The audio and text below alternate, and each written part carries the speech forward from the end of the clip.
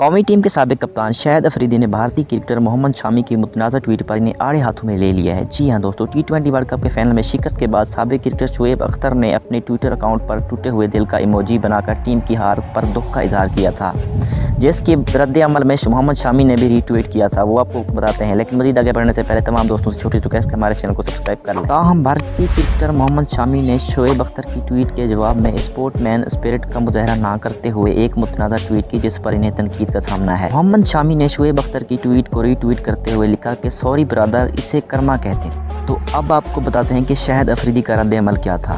ایک T V شو میں شامی کی متنازع ٹویٹ پر بات کرتے ہوئے شاہد افریدی نے کہا کہ ہم کرکٹر ہیں، ہمیں سفیر اور رول ماڈل ہیں، ہمیں یہ سب ختم کرنے کی کوشش کرنی چاہیے۔ سابق کرکٹر کا کہنا تھا کہ ہم پڑوسی ہیں، ایسی چیزیں نہیں ہونی چاہیے جس سے لوگوں کے بیچ نفرت پھیلے، اگر ہم ایسا ہی کریں گے تو عام آدمی سے ہمیں کیا امید رکھنی چاہیے۔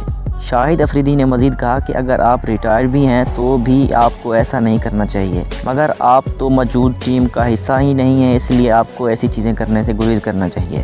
تو دوستو، اگر آپ کرکٹ سے ریلیٹڈ کوئی بھی نیوز دیکھنا چاہتے ہیں تو ہمارے اس چینل کو سبسکرائب کر لیں۔